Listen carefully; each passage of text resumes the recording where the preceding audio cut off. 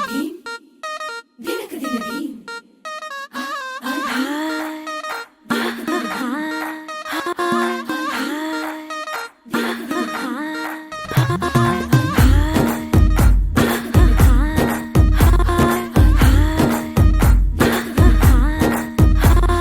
బృందావనం నుంచి కృష్ణుడు వచ్చాడే